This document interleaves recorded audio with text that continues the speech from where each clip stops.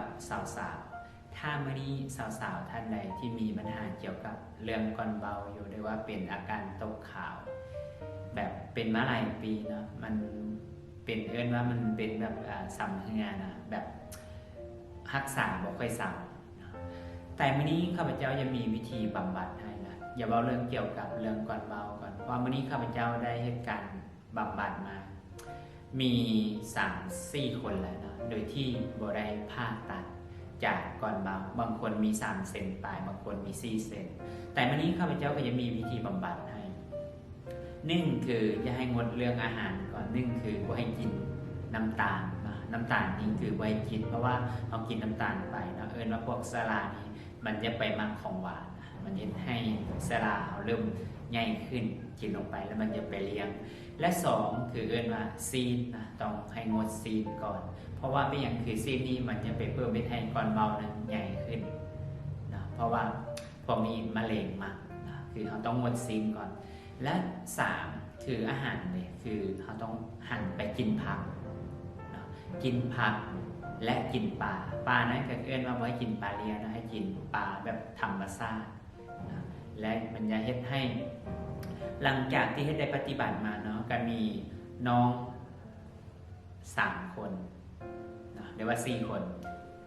พอไปเช็คเบิ่งก่อนเบาหายปกติเนาะและเพื่อนก็ได้มาแอดมาดีใจเนาะขอบใจและก็ให้ความอวยพรให้เป็นสิ่งที่สำคัญเนาะเมื่อนี้ถ้าท่านใดที่มีปัญหาเกี่ยวกับเรื่องก่อนเบาอยู่นะโดยที่ยังไม่อยากผ่าตัดนะเอามาหาวิธีใช้วิธีบำบัดก่อนและถ้าบำบัดได้นะมันก็จะเริ่มไปที่แบบว่าเราก็บ่ได้ไปผ่าตัดนั่นเองวันนี้ข้าพเจ้าก็จะมีสิ่งดีๆมาบอกเนาะถ้าท่านใดที่สนใจเกี่ยวกับเรื่องบ่อยากผ่าตัดเรื่องก้อนเบาเนาะก็สามารถอินบ็อกซ์สอบถามได้ว่าเฮ็ดแบบใดและอาการตกขาว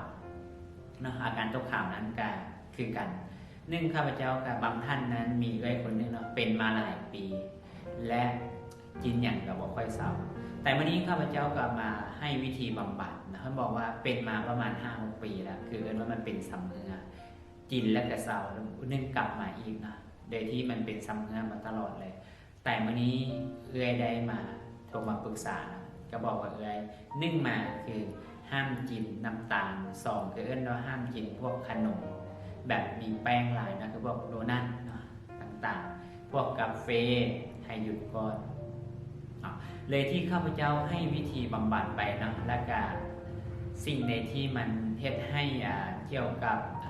เซลามากนะครับก็ตัดลงไปพอ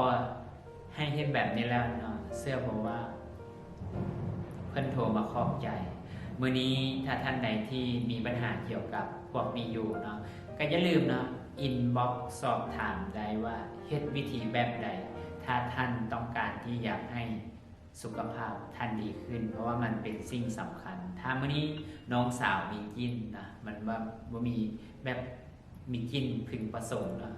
ทุกคนก็จะค่อยยอมรับบ่ได้นะแม้แต่แนวคู่หรือว่ามันแฟนอย่าอยู่นำกันนะมันก็อยู่แบบมันบ่เต็มที่นะถ้าท่านใดสนใจก็สามารถอินบ็อกซ์สอบถามได้เจ้าสบายดี